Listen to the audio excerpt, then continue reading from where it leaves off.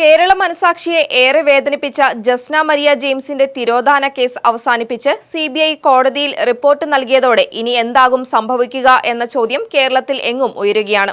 ഒരുപക്ഷെ ഇന്നും പ്രഹേളികയായി തുടരുന്ന ചാക്കോ വധക്കേസിലെ മുഖ്യപ്രതി പിടികിട്ടാപ്പുള്ളി സുകുമാരക്കുറുപ്പിന്റെ തിരോധാനം കഴിഞ്ഞാൽ കേരളത്തെ ഏറെ പിടിച്ചുകുലുക്കിയ കേസാണ് ജസ്നയുടെ തിരോധാനം. രണ്ട് കേസുകൾക്കും സമാനതകൾ ഇല്ലെങ്കിലും കേരള പോലീസിന്റെ കാര്യക്ഷമതയ്ക്ക് നേരെ ഉയർന്ന വെല്ലുവിളി കൂടിയാണ് ഇവ രണ്ടും.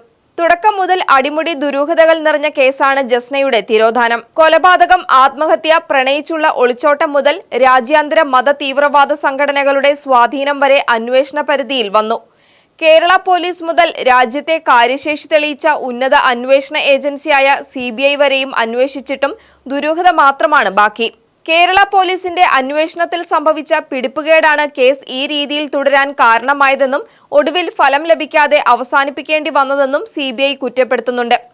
2 വർഷം മുൻപ് ജസ്നയെ ഉടൻ കണ്ടെത്താൻ കഴിയുമെന്ന് മുൻ DGP ടോമിൻ ജെ തച്ചങ്കരി പറഞ്ഞപ്പോൾ എല്ലാവരും ഏറെ പ്രതീക്ഷയോടെ ജസ്നയുടെ തിരിച്ചുവരവ് കാത്തിരുന്നു. എന്നാൽ പിന്നീട് അന്വേഷണത്തിൽ കാര്യമായ പുരോഗതി ഉണ്ടായില്ല. മഹാമാരിക്കാലത്തെ നിയന്ത്രണങ്ങൾ കേരള പോലീസിന്റെ അന്വേഷണം മുന്നോട്ട് കൊണ്ടുപോകുന്നതിന് തടസ്സമായെന്നാണ് തച്ചങ്കരി തൊടുപുഴയിൽ ഇന്ന് അഭിപ്രായപ്പെട്ടത്. തമിഴ്നാട്ടിൽ ജസ്നയുണ്ടെന്ന വിവരമാണ് പോലീസിന് ലഭിച്ചതെന്നും പിന്നീട് അന്വേഷണ പുരോഗതി ഉണ്ടായില്ലെന്നും തച്ചങ്കരി തന്നെ സമ്മതിക്കുന്നു. അതേസമയം രാജ്യത്തെ സുപ്രധാന ഏജൻസിയായ സിബിഐ ഏതു സമയവും ഇക്കാര്യം തെളിയിക്കുമെന്നും സത്യം പുറത്തുവരുമെന്നുമാണ് തച്ചങ്കരി വിശ്വസിക്കുന്നത്. കാഞ്ഞിരപ്പള്ളി SD കോളേജിലെ 2ാം വർഷ ബിരുദ വിദ്യാർത്ഥിനിയായ ജസ്ന മരിയ ജെയിംസിനെ 2018 മാർച്ച് 22-നാണ് കോട്ടയം എരുമേലിയിൽ നിന്ന് കാണാതാകുന്നത്. ജസ്നയ്ക്ക് വേണ്ടിയുള്ള അന്വേഷണം ഇനി തുടരുന്നതിൽ അർത്ഥമില്ലെന്നും കേസ് അവസാനിപ്പിച്ചുവെന്നും ചൂണ്ടിക്കാട്ടിയാണ് സിബിഐ കോടതിയിൽ റിപ്പോർട്ട് നൽകിയത്. 2021 മുതൽ ഈ കേസുമായി ബന്ധപ്പെട്ട് സിബിഐ അന്വേഷണം നടക്കുകയാണ്. എന്നാൽ യാതൊരുവിധ പുരോഗതിയും ഉണ്ടായിട്ടില്ല. നീണ്ട നാളത്തെ അന്വേഷണത്തിനൊടുവിലാണ് കേസ് സിബിഐ അവസാനിപ്പിക്കുന്നത്. ജസ്നയുടെ തിരോധാനവുമായി ബന്ധപ്പെട്ട് ജസ്നയുടെ പിതാവിനോ സുഹൃത്തിനോ യാതൊരുവിധ പങ്കുമില്ലെന്നും സിബിഐ ചൂണ്ടിക്കാണിക്കുന്നു. അതേസമയം പെൺകുട്ടിയുടെ തിരോധാനവുമായി ബന്ധപ്പെട്ട പുതിയ വിവരങ്ങൾ എന്തെങ്കിലും ലഭിച്ചാൽ അത് കോടതിയെ അറിയിച്ച് കോടതിയുടെ അനുവാദത്തോടെ അന്വേഷണം തുടരാമെന്നും സിബിഐ റിപ്പോർട്ടിൽ വ്യക്തമാക്കുന്നു. സിബിഐ കോടതിയിൽ സമർപ്പിച്ച റിപ്പോർട്ടിൽ കേരള പോലീസിനെതിരെ ഗുരുതരമായ ആരോപണങ്ങളാണ് ഉന്നയിച്ചിരിക്കുന്നത്. ജസ്ന തിരോധാന കേസിൽ പോലീസിന്റെ വീഴ്ചയെയും എടുത്ത നടപടികളെയും സിബിഐ വിമർശിക്കുകയും ചെയ്തിട്ടുണ്ട്. ജസ്നയെ കാണാതായ സംഭവം റിപ്പോർട്ട് ചെയ്ത ആദ്യ 48 മണിക്കൂറുകൾ വളരെ നിർണായകമായിരുന്നു. എന്നാൽ ഈ സമയത്ത് പോലീസിന്റെ ഭാഗത്തു നിന്ന് ഇത് സംബന്ധിച്ച് യാതൊരുവിധ നടപടികളും ഉണ്ടായില്ല. ഒരു മാൻ മിസ്സിംഗ് കേസിൽ ആദ്യത്തെ മണിക്കൂറുകൾ വളരെ നിർണായകമാണ്. ഈ സമയത്ത് പോലീസ് അന്വേഷണം വ്യാപിപ്പിക്കുകയും കാണാതായ വ്യക്തികളെയോ അതുമായി ബന്ധപ്പെട്ട തെളിവോ കണ്ടെത്തുകയും വേണം. പിന്നെയുള്ള ഓരോ മണിക്കൂറും വളരെ ബുദ്ധിമുട്ടേറിയതാണ്. എന്നാൽ ഇവിടെ ആദ്യത്തെ 48 മണിക്കൂറുകൾ പോലീസ് നിഷ്ക്രിയമായിരുന്നു എന്നും സിബിഐ റിപ്പോർട്ടിൽ ചൂണ്ടിക്കാണിക്കുന്നു. ജസ്നയെ കാണാതായി ഒരാഴ്ച കഴിഞ്ഞതിനു ശേഷം മാത്രമാണ് പോലീസ് അന്വേഷണം ഊർജിതമാക്കിയത്. ഇത് അന്വേഷണത്തെ വളരെ പ്രതികൂലമായി ബാധിക്കുകയും ചെയ്തു.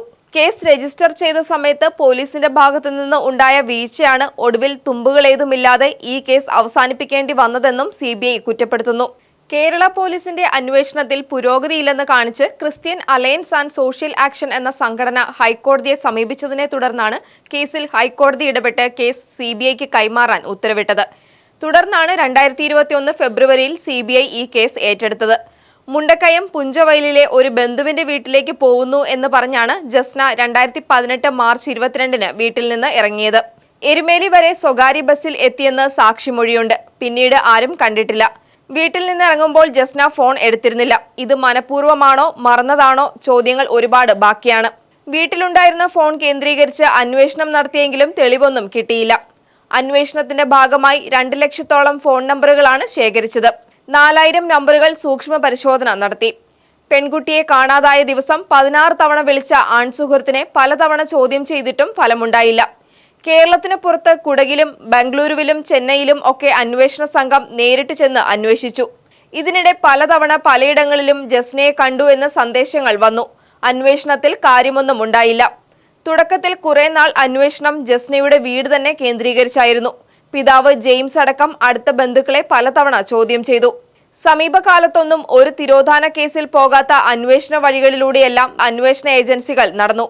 വിവിധ പരീക്ഷണങ്ങൾ, വനപ്രദേശങ്ങളിലടക്കം പരിശോധനകൾ. അതിനിടെ ജസ്ന ജീവിച്ചിരിപ്പുണ്ടെന്ന് കേരള പോലീസ് പറഞ്ഞെങ്കിലും തെളിവുകൾ നിരത്താനോ പെൺകുട്ടിയെ കണ്ടെത്താനോ കഴിഞ്ഞില്ല. തിരോധാനത്തിന് പിന്നിലെ അന്തർ സംസ്ഥാന രാജ്യാന്തര ബന്ധമടക്കം പരിശോധിച്ച സിബിഐയും മുട്ടുമടക്കി. ഉത്തരം കിട്ടാത്ത ചോദ്യങ്ങൾ ഇപ്പോഴും ബാക്കിയാണ്. ജസ്ന ജീവിച്ചിരിപ്പുണ്ടെങ്കിൽ എന്തുകൊണ്ട് കണ്ടെത്താൻ കഴിയുന്നില്ല? മരിച്ചുവെങ്കിൽ മൃതദേഹം എവിടെ? അതേസമയം ജസ്നയുടെ തിരോധാന കേസിൽ എന്തെങ്കിലും സൂചന കിട്ടുമ്പോൾ തുടരന്വേഷണം ഉണ്ടാകുമെന്നാണ് സിബിഐ അറിയിച്ചിട്ടുള്ളതെന്ന് ജസ്നയുടെ പിതാവ് ജെയിംസ് ജോസഫ് പറഞ്ഞു. സിബിഐ ഇപ്പോഴും കേസ് നിരീക്ഷിക്കുന്നുണ്ട്. അതിൽ എന്തെങ്കിലും സൂചന കിട്ടുമ്പോൾ തുടരന്വേഷണം ഉണ്ടാകുമെന്നാണ് അവർ പറഞ്ഞിരിക്കുന്നത്. നല്ല രീതിയിലുള്ള അന്വേഷണമാണ് സിബിഐ കാഴ്ചവെച്ചത്. സിബിഐയുടെ ഇപ്പോഴത്തെ എസ്പി തങ്ങളെ വിളിക്കുകയും കാര്യങ്ങൾ ചോദിച്ചറിയുകയും ഒക്കെ ചെയ്യാറുണ്ടെന്ന് ജെയിംസ് പറഞ്ഞു.